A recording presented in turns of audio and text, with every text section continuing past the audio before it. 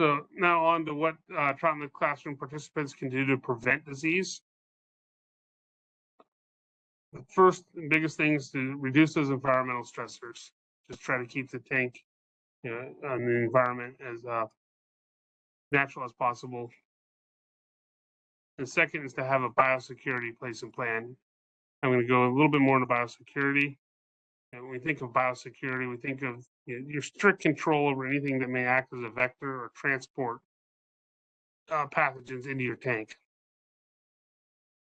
And so you start with your fish. As I mentioned before, we start with disease-free fish or fish with a known disease history. So we know what's going into your tank from the fish.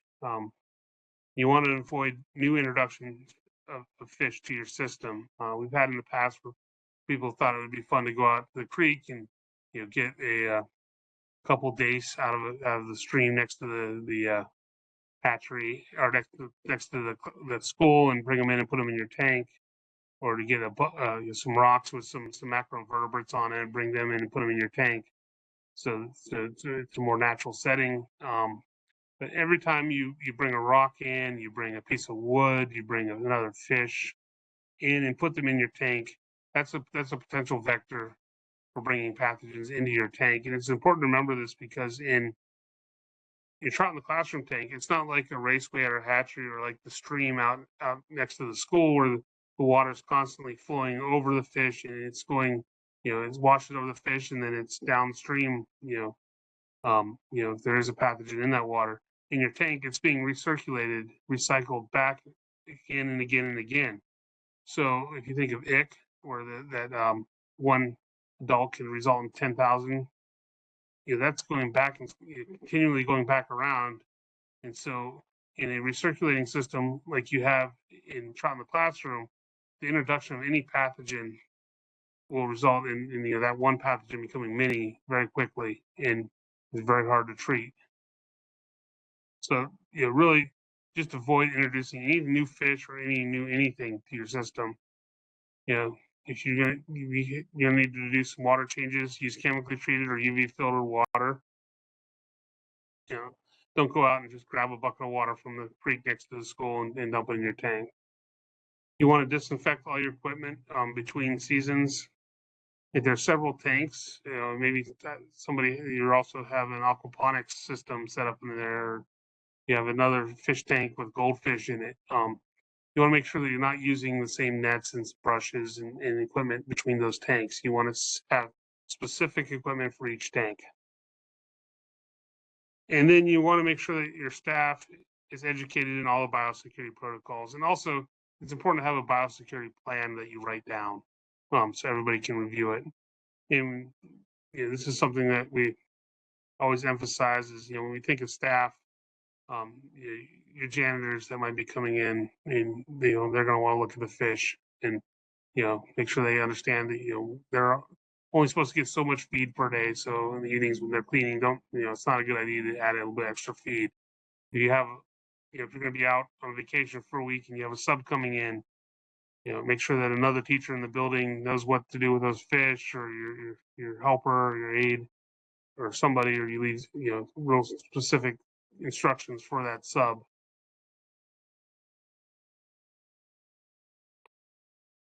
And so then on to why is it important to be observant for signs of disease? So most mortality events can be prevented if the disease is treated early. Sick fish and dead fish actually will have higher pathogen loads. And so either they'll continue to multiply on that fish and there'll be more of them in the water, or they'll leave that fish and go find other fish once that fish is dead. So it's important to just be observant of signs of disease. And then disease will often spread throughout the tank if not treated. It'll be one fish one day, the next day you might have two fish, next day you have four fish, and it keeps going on. And it might take a long time to diagnose the disease. So as soon as you start seeing an issue, it's important to act.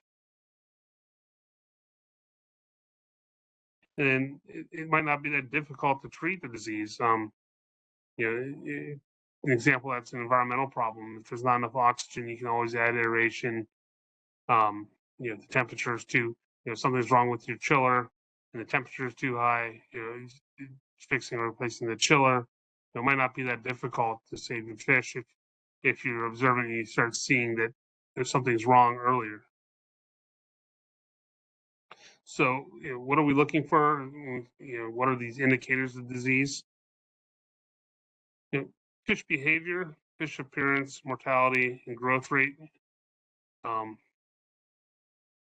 Maybe species or environment dependent.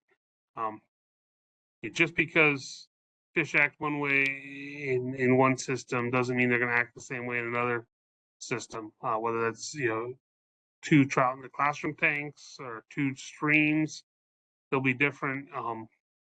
So it's really important to know what is normal for your fish and for your environment. And if you're a new teacher coming into this program, it might take a couple of years, and there's going to be a lot of trial and error. You understand what's normal with what to expect with the fish and with this program. But it's important to document it and to know what's normal, so that when things aren't normal, you can identify that.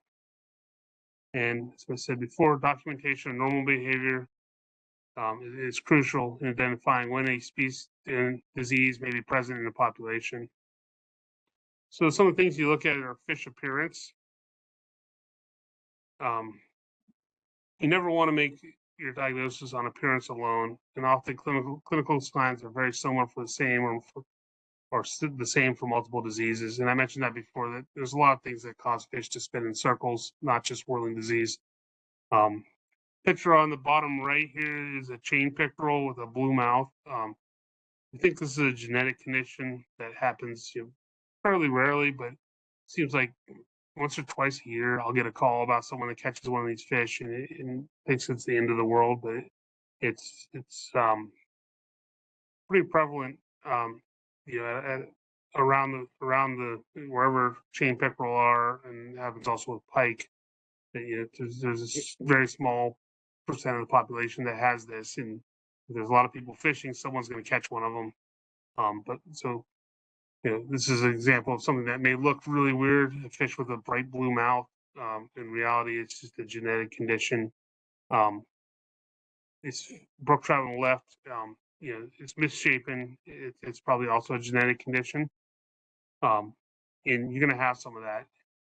And when talking about genetic conditions and things like that, you are going to see a lot of strange things in your tank when it comes to fish. And you might see fish with 2 heads or fish that are conjoined together. It's important to remember and explain to your kids in the classroom that in the wild, these fish would probably be eaten by other fish or drift downstream and basically disappear. But in the trout in the classroom system and our hatchery systems, we're babying these fish, and these fish that normally wouldn't survive with these weird conditions, we're going to end up seeing that, and they're neat to see, and it's a neat way to explain genetics and mutations and things like that.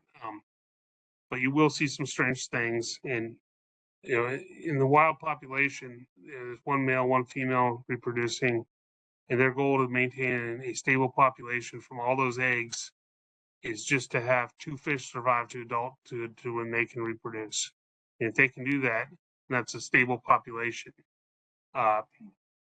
So you're going to get a lot of these strange things that you'll see, and every year we hear about it, and it's not that rare to see a 2-headed fish or fish that are conjoined. And as I mentioned before, it's important to know what's normal and what to expect for your fish, and also just for what to expect to see each year. Whether it's a couple 2-headed fish or something like that.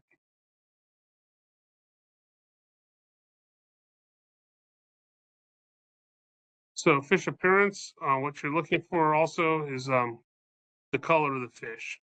Is the fish dark, the molted? Fish will often change color when they're sick or stressed. A lot of people don't think fish change color, but they do. There's subtle changes in color. And fish will get darker often when they're stressed. And sometimes the color change can be a sign of a specific disease or condition the top right here, these fish, you can see their tails are darker.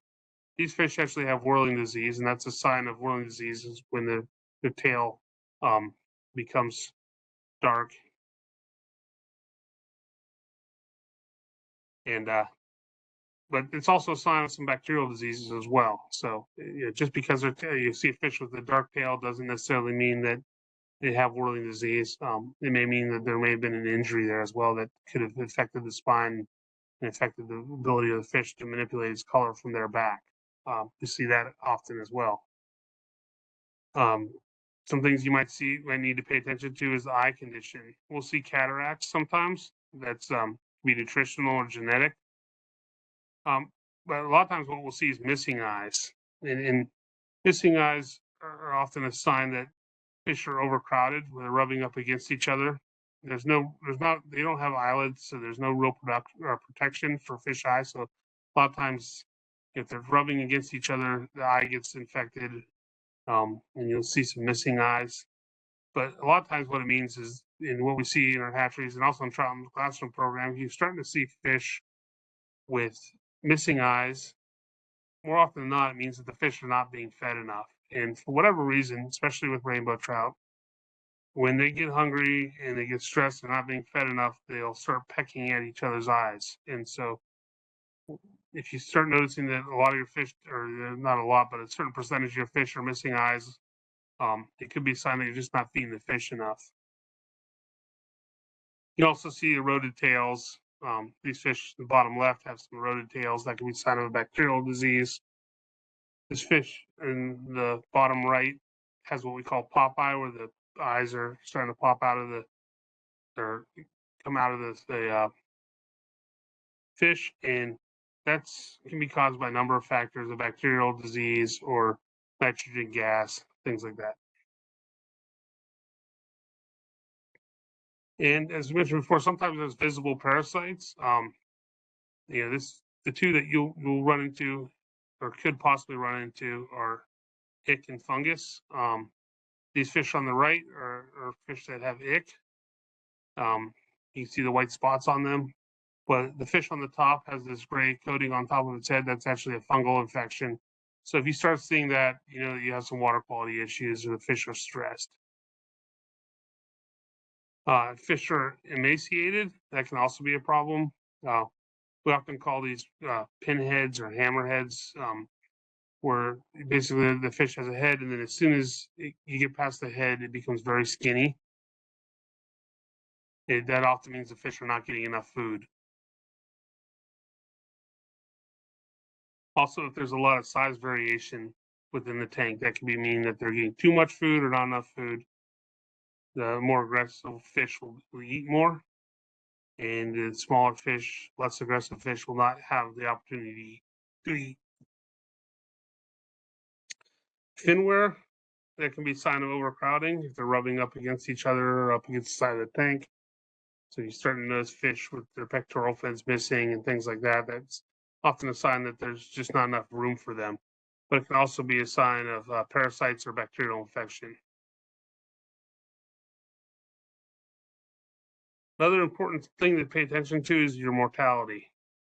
When the mortality occurs is very important. If it occurs after feeding, that could be a sign of dissolved oxygen, or it could also be a sign of bad feed. If it happens after cleaning, it can also be a sign of low dissolved oxygen. And if it happens after it has not been cleaned for several days, that means that you should probably be cleaning more often. The first two here, where you start seeing mortality after feeding or after cleaning, when those fish are stressed or when they're eating, they're moving around more to eat, they're using up more oxygen. So they might be fine under normal circumstances in the tank, but once you get them excited where they're feeding, they're moving around a lot, they're using up a lot of oxygen, it may mean there's mortality after you feed. It may mean that during that time period they used up too much oxygen and resulted in some mortality. Same thing is when you're in there cleaning the tank, you're going to be disturbing the tank, and fish are going to be moving around a lot more. So they're going to be using up more oxygen. And so if your oxygen levels are too low, when you're not cleaning, you might not notice the problem, but once those fish start moving around a lot, they're going to start using more oxygen, and that low oxygen level that is in the tank is going to show itself, and you're going to start losing some fish. Also, you want to pay attention to the size of the fish that are dying.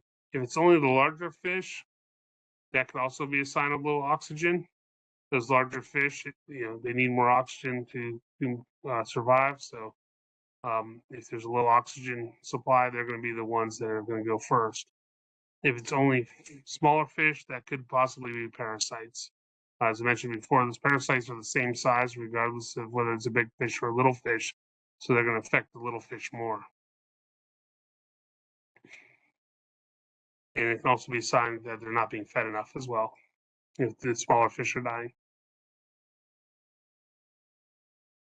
You want to pay attention to what the dead fish look like.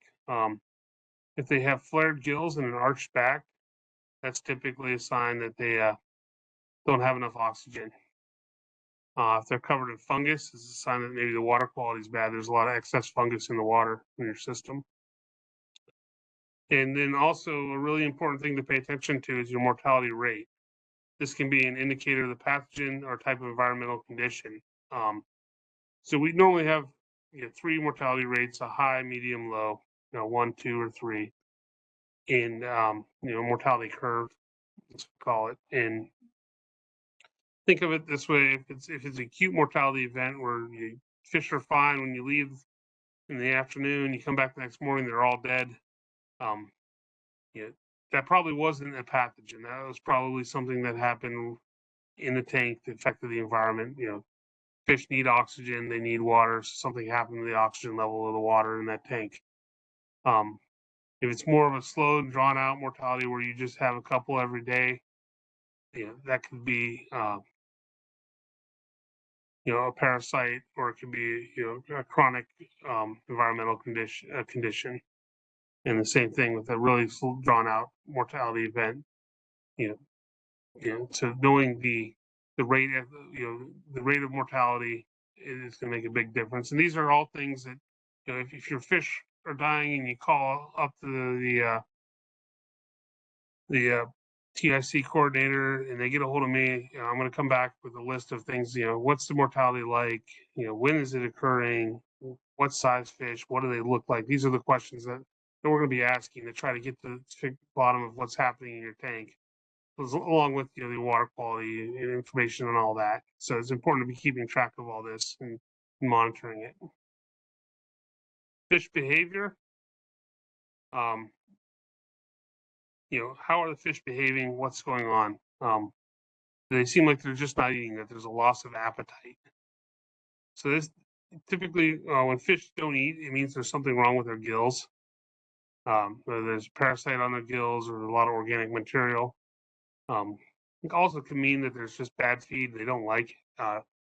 If the feed gets rancid, some fish won't eat it. Other ones will eat it and get sick. But you can tell just by whether or not they're eating the fish sometimes what's wrong, whether or not how they're eating their food, the rate they're eating their food, what's wrong with the fish. It's also important to note the position in the tank. Are they at the surface? Are they crowded at the influent? If they're up at the surface, that's where the highest oxygen level is. So that probably means that there's low DO in the tank. Or it could mean that there's something wrong with their gills, like parasites on their gills or bacteria, and they need to be up there in that higher oxygen level.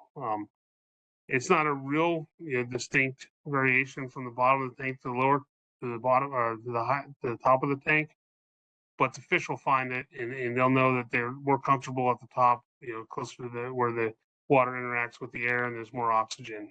So if you come in and all your fish are up at the top of the tank, it's a good sign that there's something wrong with your oxygen level.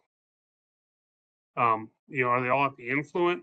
That water coming in into the tank is going to be higher in oxygen, so that could be a sign that the rest of the tank has low DO.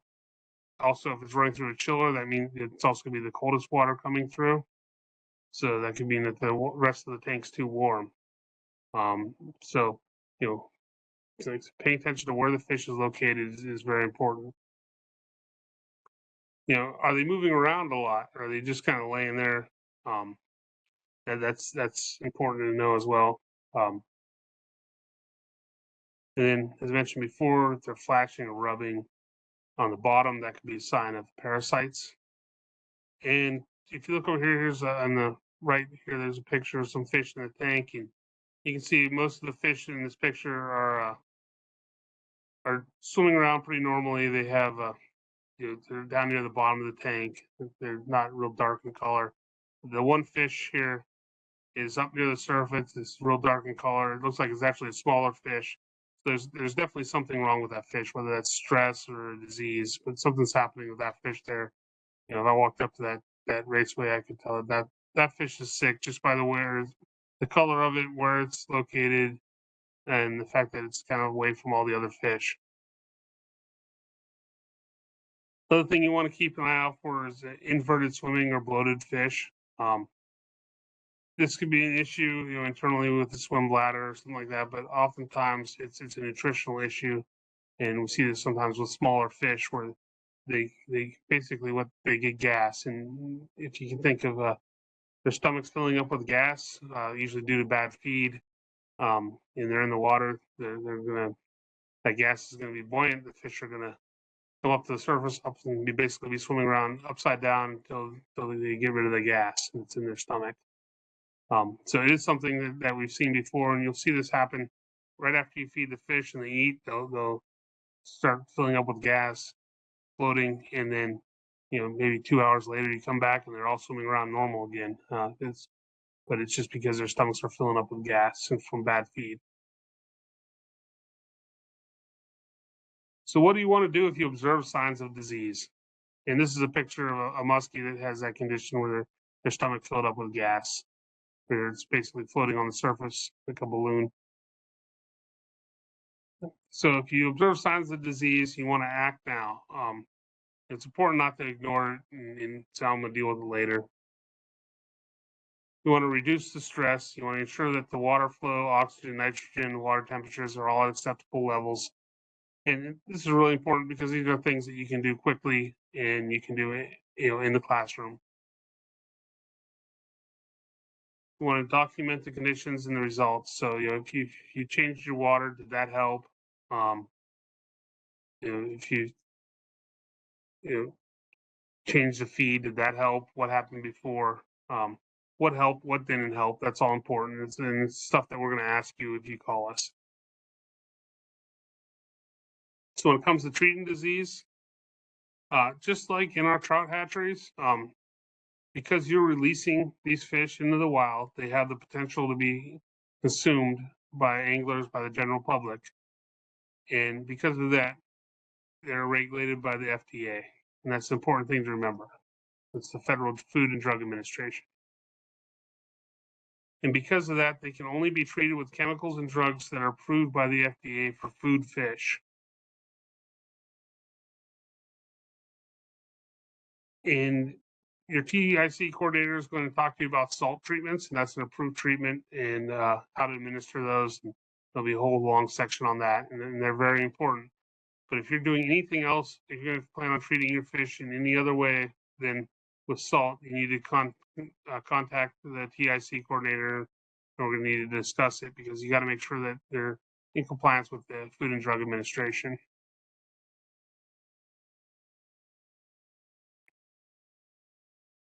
And if you go just back to the Food and Drug Administration, if you see your fish have fungus or you see your fish have ick, and you go to Walmart or your local pet store, or Petco or PetSmart, and you go into the aquarium section, there's going to be all kinds of different things that they say you can treat. Will treat ick or treat fungus. But if you read the small print on the back of that, on the back of the containers, most of them will say that not to be used for food fish. This is not a treatment for food fish. And so, just because they have not been approved by the FDA. So it's extremely important not to just go get any, these different chemicals and treatments from your local pet store, without consulting with the TIC coordinator first. And when treating disease, it's usually the simplest thing. So fish need food, water, they need oxygen. So check those things first. Try to reduce the environmental stressors. It's also really important to determine what changed prior to mortality. So you want to document your daily activities. Were there any lapses in biosecurity? Was there a new cleaning crew that came in? During COVID, there was a bunch of issues or concerns that the rooms were being disinfected. How would that disinfect it? How would that affect the fish in the tanks? That was something that we were worried about, and so teachers were covering them or doing different things to avoid having that disinfectant go into the tanks. Were there any new stressors? We changed the way they changed the light bulbs or something like that. So that's why just documenting daily activities is really important, and it's also a good educational tool for students to be observant and document things as well. So it's something you can work into your curriculum. So in summary, fish disease. Remember, some fish will die. That's going to happen. It's important to know what's normal for your fish. And fish mortality is usually the result of a combination of factors that create a perfect storm. It's very rarely is it just one thing. Usually it's kind of a death by 1,000 cuts or something like that. Good biosecurity is essential in preventing disease. So, and that's something you can start thinking of now before you even get your fish. Is what are we going to do? What kind of biosecurity measures are we going to put in place? And documentation of environmental and fish condition is key to diagnosing disease. So if something's going wrong in your tank and you call us, we're going to be asking a lot of questions and just trying to form a picture in our minds of what's going on there. And having good documentation will help with those questions. And something that's really great with cell phones now, and we didn't have this when I first started with the program many years ago. But taking pictures and videos of your sick fish is a great way to show us what's happening and can help us diagnose if there is a disease problem or if it's just an environmental problem. And the old saying, it's an ounce of prevention is worth a pound of solution, and that's really key. That's very, very true in aquaculture and in the child classroom program. So that's the end of this presentation. Hope you enjoyed it, and if you have any questions concerning this, please reach out to your trout and the classroom representatives, and we'll go from there. Thanks.